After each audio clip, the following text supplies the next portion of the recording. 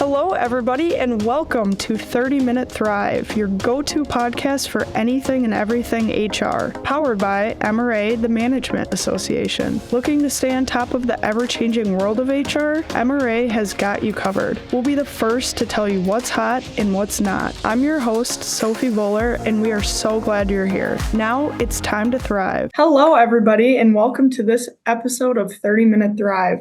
It is time to go over this month's talent report, which is an up-to-the-minute review of what's going on in the world of business with an emphasis on talent, with Jim Morgan, MRA's Vice President of Workforce Strategies. So thanks for being here, Jim. Yeah, thanks for having me. Happy holidays.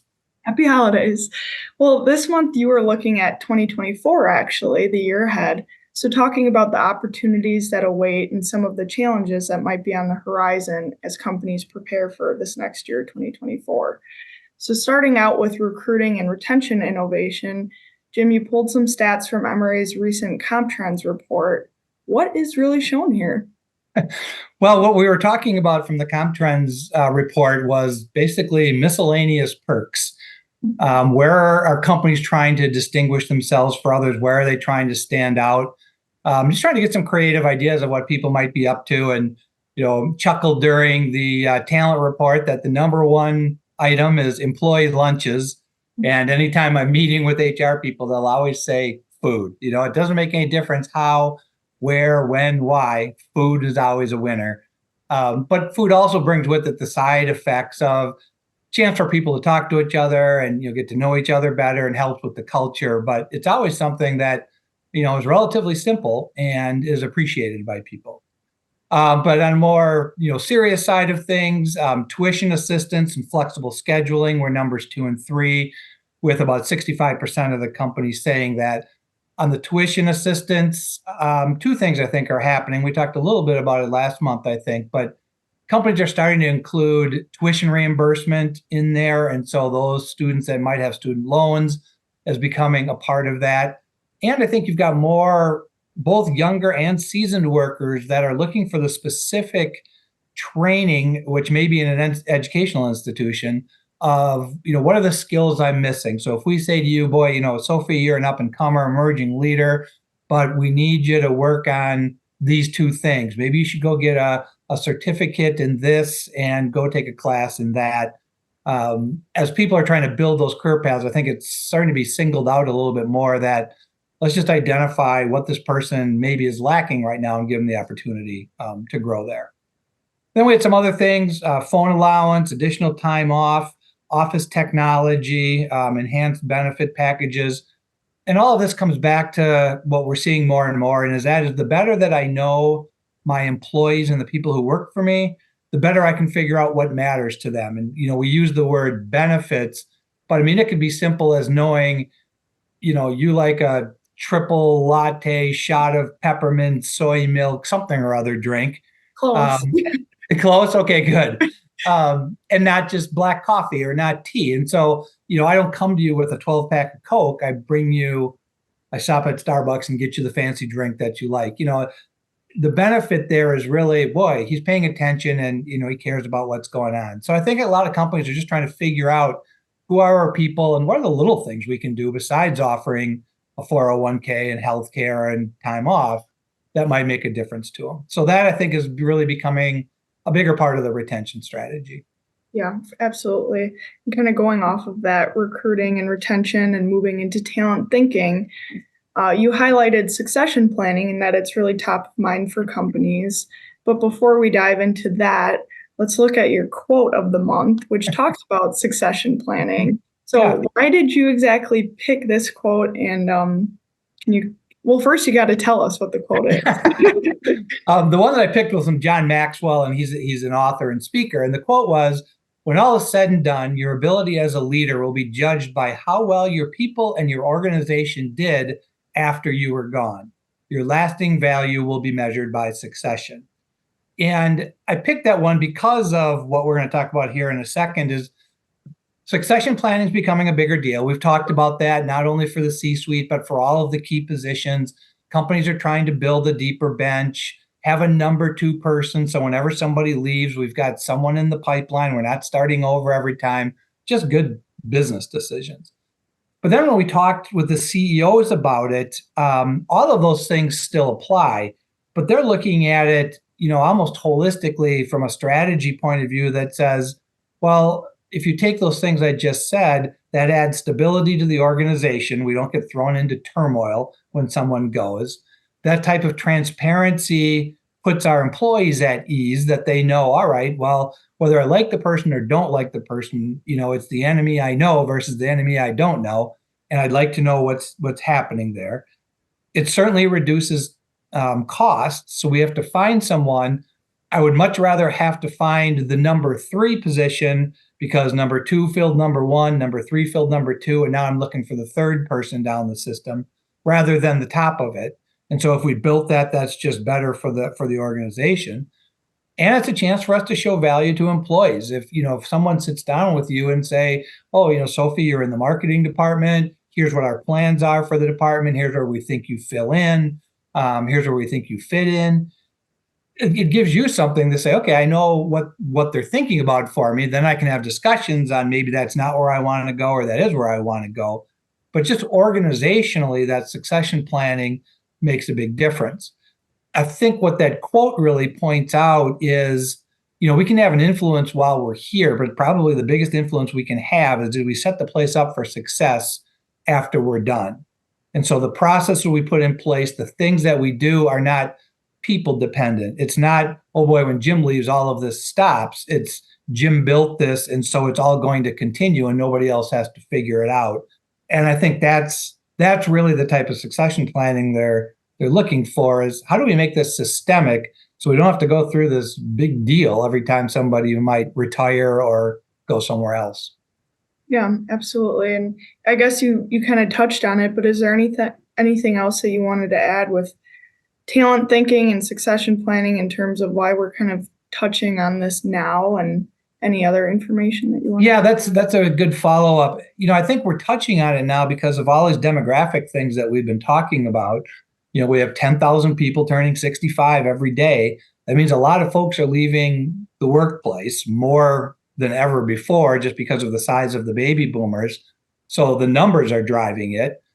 And then just some of the generational things that we have in place. We're just building the list right now of what's different between the Zs and the Xers versus the boomers and the Xers versus the Zs and the millennials. And it's a pretty big gap, and the succession planning helps the younger people coming up, understand better what the older folks have done and how they've done it, maybe what's good and what's bad, and helps the older folks figure out how are we going to transfer this knowledge down to a group that maybe thinks differently, learns differently. There's just lots of things that have to, I don't want to say be overcome because that's a kind of a negative, but there's a ton of opportunities if we can figure out how to speak the same language. Mm-hmm. And I was in a webinar today on artificial intelligence, actually. And the woman that was presenting it, this was just another difference that made me think about it. She said, these younger 2 generations have grown up with this growth mentality that you shoot for the moon. If you make a mistake, you fail fast, and then you pivot and you go in a different direction. And that's just because the world moves so fast now. That's what they grow up with. I grew up with, let's have a solid process in place. Let's make sure it's controlled. We don't release anything until it's 100% perfect. It's not ready, fire, aim. It's always ready, aim, fire. And so just the way we approach things is so incredibly different because of what we've seen that I think that's what's causing companies to try to plan out a little bit more because we got to transfer all this knowledge and there might be a couple of gaps in there that we got to figure out how to fill. Mm-hmm, for sure. And I would just add on and encourage listeners, if you do want to learn more about succession planning and some new tips and advice, we just did a podcast episode with Dana Vogelmeyer in our Ohio office, actually, on succession planning solely. So she gives a lot of great advice and some resources too on just how to get started and challenges to overcome, and kind of, Jim, like you mentioned, involving the whole organization. That's a good call out too, because in our organizational development area, there's just so much going on around, strategic planning, strategic talent planning, succession planning. The people side of a lot of things is really getting a lot of attention. Absolutely. Well, moving on here, let's talk about some HR creativity. So you bring up AI in this section and Yeah. different stats on companies' stances on it. So what are you really seeing here? We had read a report by an organization called Better Works, and it's how the workforce is responding to generative AI challenges and opportunities. That's mostly the work around ChatGPT and some of the other, systems like that out there. Trying to get a feel for, where are folks at right now? And, we had a little over 40% of the companies have made evaluating the use of generative AI for HR a top priority. Now, what does that mean? I don't know. But at least it means that a lot of companies are starting, to think about it. Another 20% are interested in starting to ask questions. 20% more said, well, people are talking about it in the hallway, but we're not really doing anything. But less than 10% really said, we don't want anybody touching the thing. So I think, like it or don't like it, it's coming. Well, it's not coming, it's here. And so I think companies are starting to understand that. And if you go a step further, the survey also said, if you talk to your company, to your employees on how they're using it, and they're like, yeah, about 2/3 of them are using for some of their strategic work, 60% generating ideas, 52% for simple writing, so there might even be a little bit of a dichotomy here between where the company might think it is and where its employees might be, because nobody's asking questions yet, and that, at MRA, we put out sort of the survey that said, are you doing anything? Let's find out who our dabblers are, because one, you want to encourage the innovation, but two, you want to make sure that people aren't getting into places where maybe they don't have the knowledge yet to do it. So I think as an employer, we got to move and stay ahead of our own people to say, here's the culture, here's what we're thinking, here are some do's and don'ts, here's a user guide. And that's what we're working on right now at MRA and for our members. We're going to release the results of a artificial intelligence survey we just did with our members. And one of the questions we said was, what do you want from us? And over 80% said, I'd like, a user's policy. I would like do's and don'ts. I'd like to know, basic information. And so we're working on that, and we'll get that out to our members, because I think they know they're, whether they're doing it on their own or doing it for work or whatever it might be, it's happening out there, and they've got to figure out what to do. And the last part of the report, and again, this is by an organization called Better Works, they asked, what specific areas are the employees hopeful about that could support bias removal? And the participants said, well, we think it could remove bias in employee training and development, performance evaluations and promotions, employee feedback. Those three were all over 50%. So people's initial reaction is, if we're all on the employee feedback, if we're providing feedback to the organization, but it's going in via, not to a human, but in via artificial intelligence, one, it's anonymous, nobody knows what happens. And then it removes the human from saying, well, I know what that person's trying to say there, and that's not really true. So we're going to drop that one out. If it's going in through artificial intelligence, they'll read what was written and try to, figure out exactly what that means. So, people are at least open to it, probably more so than what I thought they were. Proof's in the pudding. When you start doing it, there are people going to be like, wait a minute, it all sounded really good, but I just want to make sure I can sit down and talk to Sophie. When I'm talking to Sophie, I know what's going on versus, feeding it in different places. So it's new territory, it's new ground. People are trying to figure it out. And one of the other interesting things I heard just this morning is they were talking about, if you talk to people initially and say, well, it could be evaluated by a human or an algorithm, or an algorithm, people will pick the algorithm. They say, well, if it's an algorithm, and it must be true and honest. But the more people have the opportunity to question, well, what's in the algorithm, the less confidence they have that maybe that's what they want it to do. So it's almost like algorithm, that sounds important, but people are still writing the algorithm. So I start asking you questions about, oh, well, how did you measure for this? Well, we took this, this, and this. Oh, well, that's not what I would have taken. And then people are like, oh boy, what just happened? So new stuff. It's always new stuff without a lot of guardrails. So people, I think, are really they're feeling their way through it right now. Yeah, that's all so interesting. And I feel like there's so many functionalities like with AI and chat GBT. And I know I was just talking with a coworker and um, I don't know, he taught me so many new things that I didn't learn about chat that I thought, oh, I get the gist of it and stuff. But it's like, oh my gosh, no, there's a whole other 50% that I didn't Yeah. know about. I Yeah. think we're going to keep figuring that out each week. Yep. And this was the discussion of the AI this morning, was that growth mentality. This person had spent a lot of time out in the Silicon Valley and working for Google and other kind of companies. And the mindset out there is just, we're going to release it. It may not be perfect, and we're not even sure what's going to happen, but we're going to put it out there, which is basically what happened with the generative AI.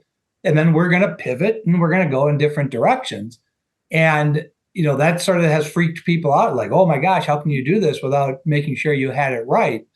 And their philosophy is, we wouldn't have a tenth of the stuff that we have on our cell phones if somebody hadn't just said, let's just try this and see what happens.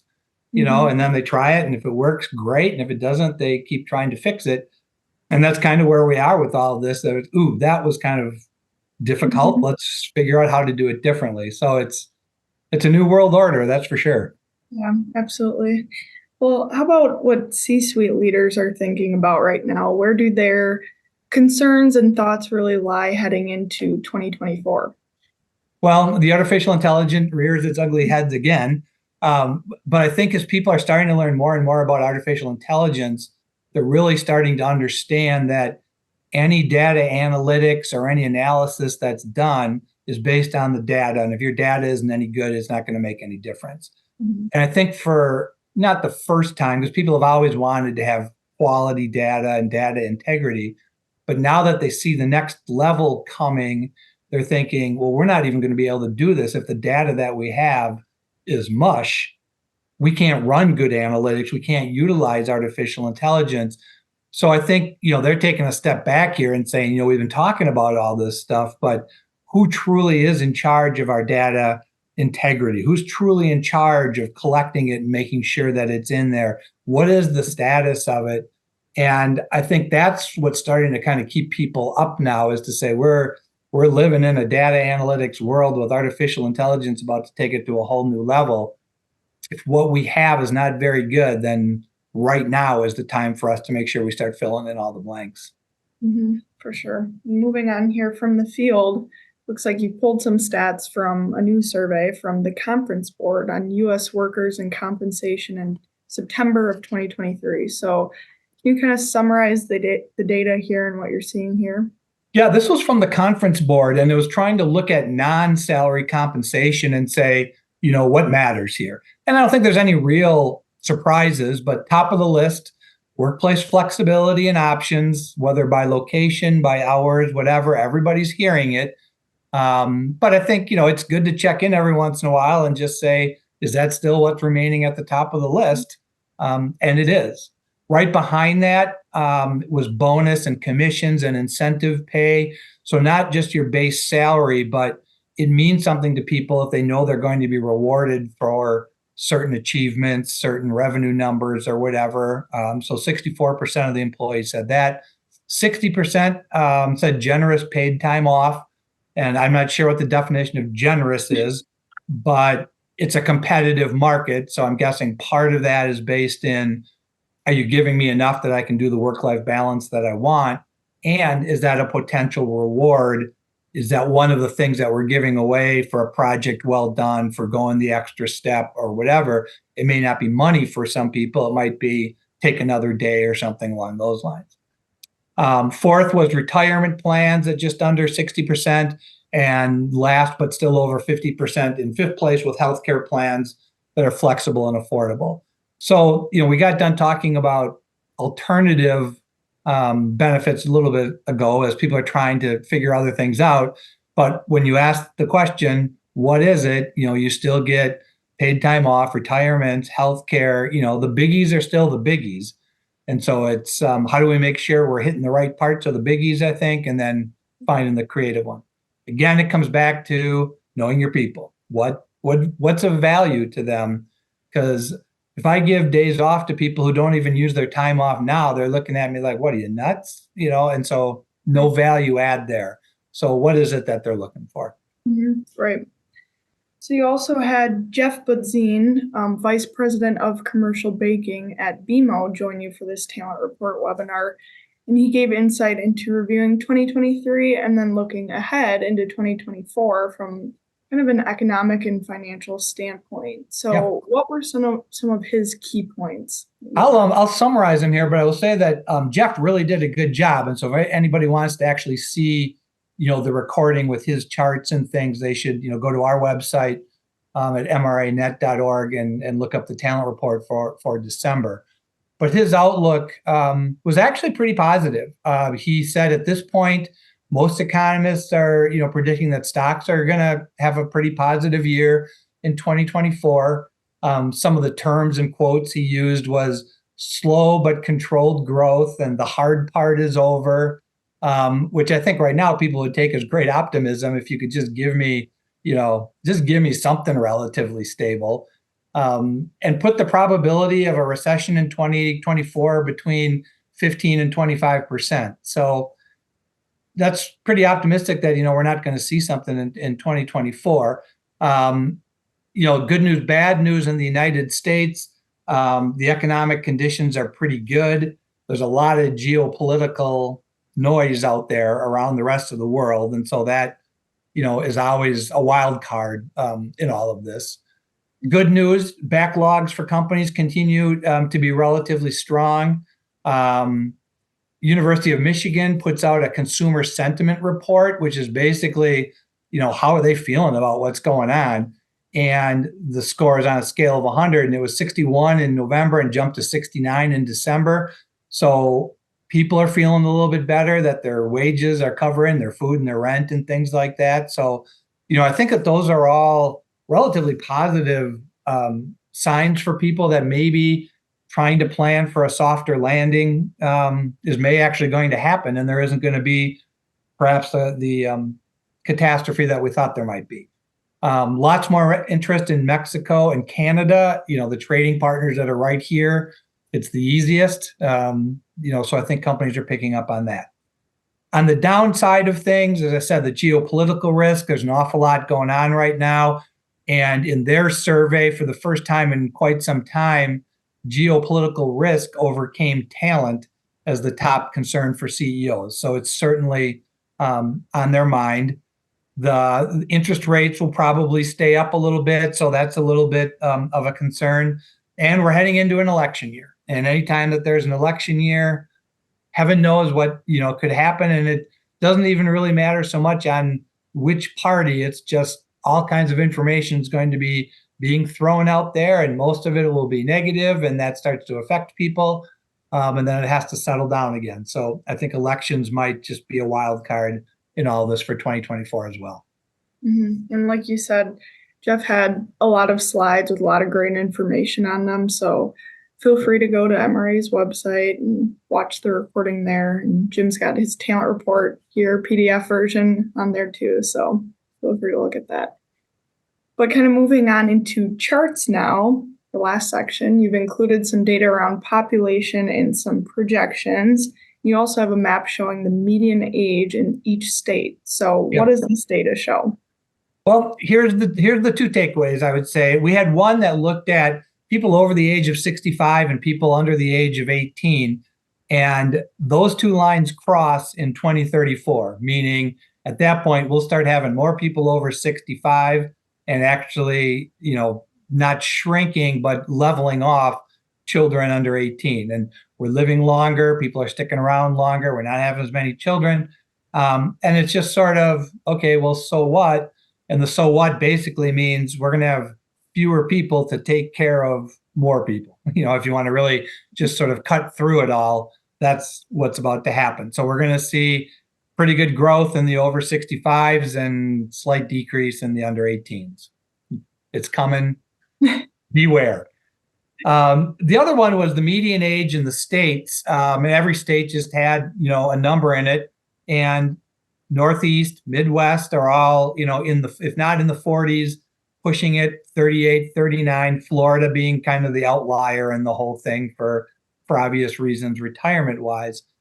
But this is starting to drive policy now where you're seeing states start to say, well, you know what, Sophie, if you move to North Carolina, we'll help you with the down payment on your house, or we'll get you a better rate on a mortgage, or we'll allow you to deduct your mortgage percentages from your income tax, whatever it might be. They're trying to set up tax policy and other types of incentives that say, if we can get people to come and build a house, we're probably going to hang on to them.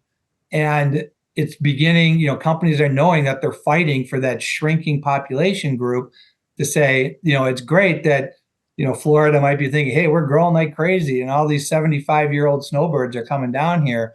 But those are going to be expensive people at some point, just strictly from a healthcare point of view, if for no other reason. So it's really starting, to drive policy. It's forcing companies then to say, look, if we're in those states where we're already 40 something and going older, what does that mean for our workforce? What do we have to automate? What might have to go someplace else? So I think, the two charts just sort of show two mega trends of things that are happening that, if you're in HR and you're 65 years old, you're thinking, well, that's somebody else's problem. But if you're in HR and you're 30 years old, you're probably thinking, holy smokes, we're going to have to deal with this too. So it's just another one that's out there on the horizon. So a couple things to muddle over during the holidays and have conversation with your friends about, how old is your state and what's it like there? So perfect topic of conversation. Yeah. What else do you have to talk about at the holidays? Well, Jim, as we wrap up, this was the last talent report of 2023. So how does the talent report schedule look like for 2024? I think we'll probably be able to bring some different ideas and things to the podcast in 2024. We're changing the format a little bit. We've used a lot of our own subject matter experts from MRA in 2023. And now we're going to start bringing in companies that maybe are excelling at something.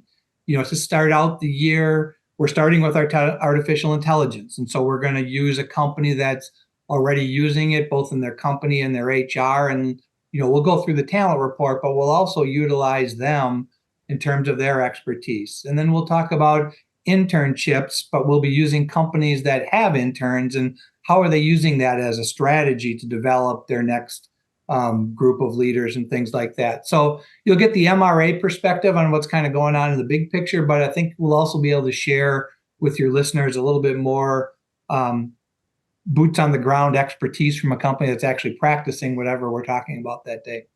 Mm-hmm. Well, I'm excited. It sounds like a good start to 2024. So make sure to tune in, everybody.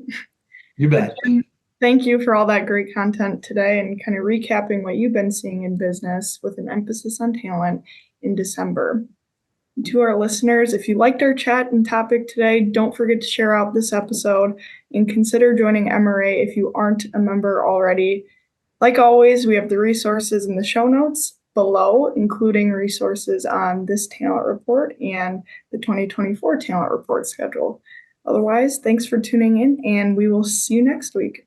And that wraps up our content for this episode. Be sure to reference the show notes where you can sign up to connect for more podcast updates. Check out other MRA episodes on your favorite podcast platform. And as always, make sure to follow MRA's 30-Minute Thrive so you don't miss out. Thanks for tuning in, and we'll see you next Wednesday to carry on the HR conversation.